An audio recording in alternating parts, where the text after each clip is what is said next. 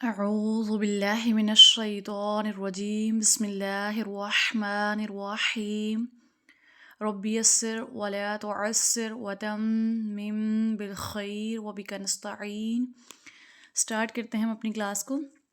Lecture number 17 ہے آج ہمارا، اور سبق نمبر جو ہے نا 4 آج ہم نے شروع کرنا ہے الحمدللہ. ٹھیک ہے، تو اسٹارٹ کرتے ہیں.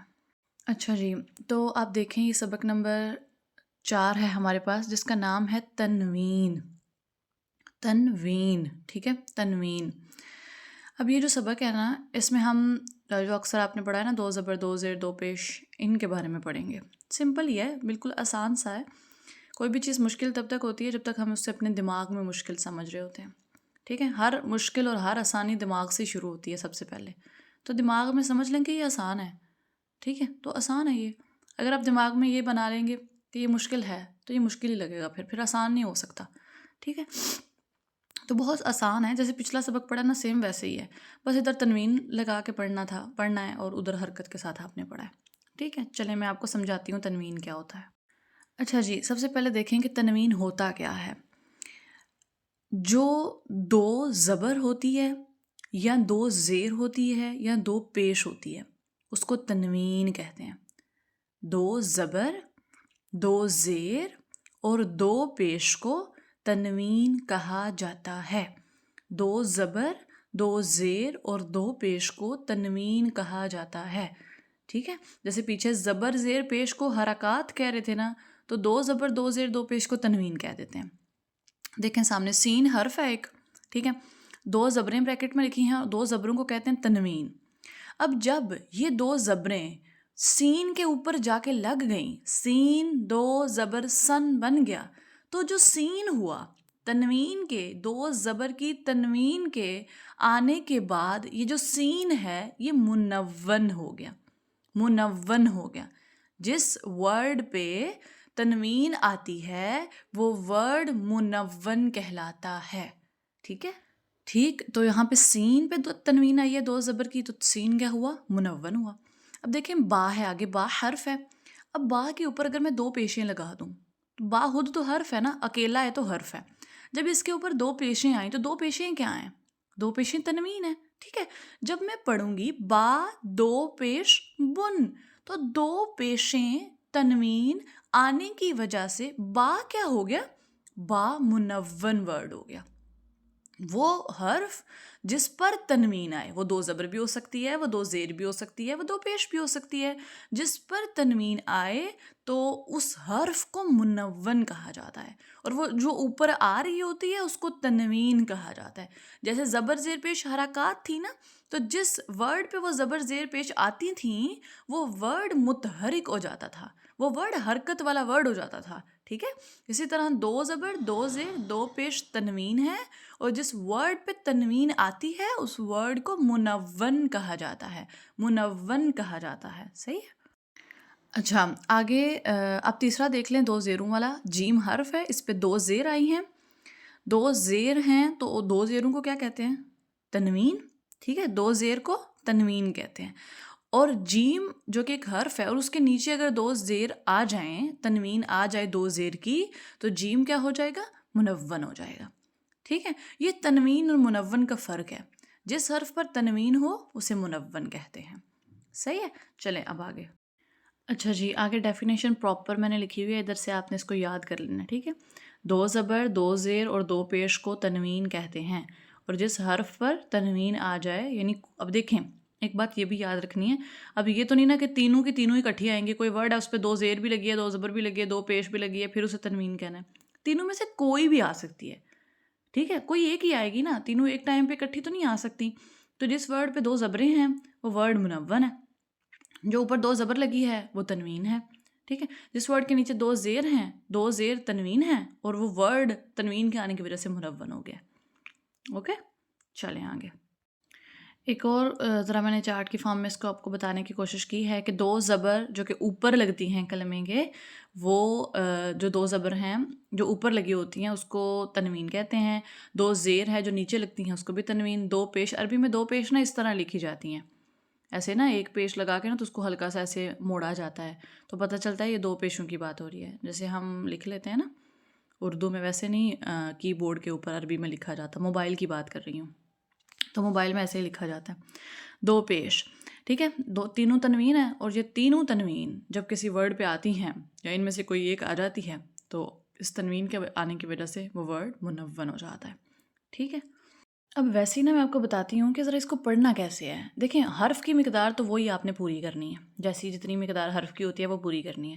جیسے با ہے نا، با مقدار پوری، 2 زبر، بن بن بن، تن جن زن زن، ون غن صن عن غن. سمجھ آ رہی ہے؟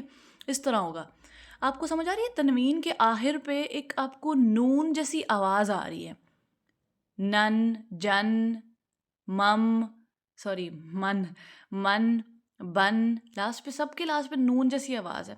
اصل میں یہ جو تنوین ہوتا ہے نا، اصل میں یہ نون ساکن ہوتا ہے. تنوین اصل میں نون ساکن ہوتا ہے.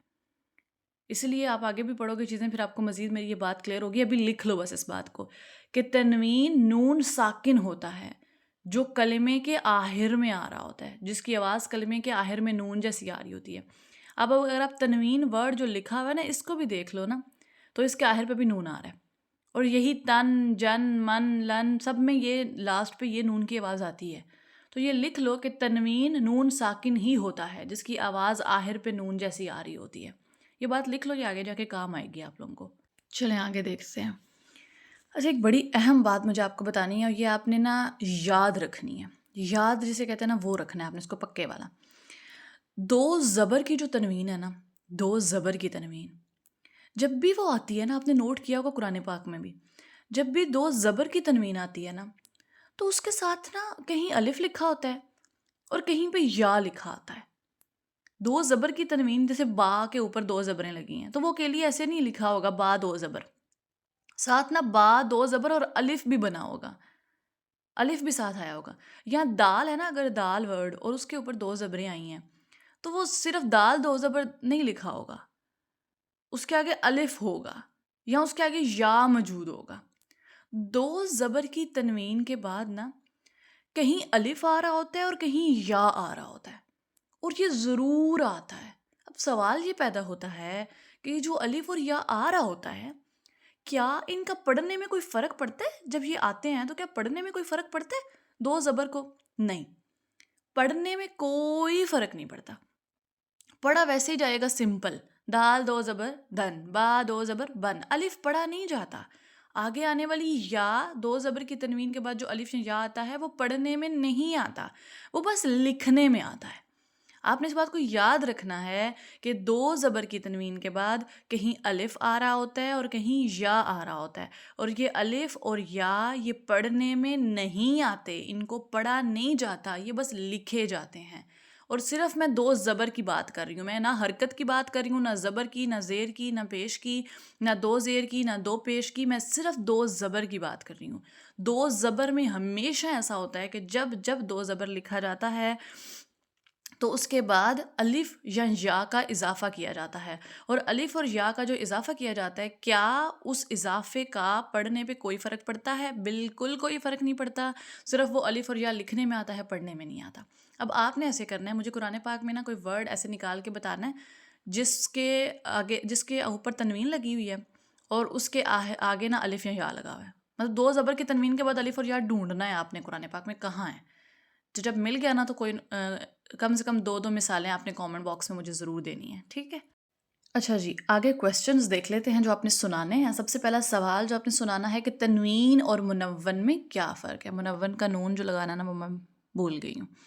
تنوین اور منون میں کیا فرق ہے آپ کو میں نے بھی سکھایا ہے نا، تو آپ نے سمپل میں اس کو بتا دینا اپنی. اور مثال دیکھیں، رٹا نہیں لگانا، جو آپ کو سمجھ آیا نا وہ بھی آپ سنا دیں گے تو کام چل جائے گا، ٹھیک ہے؟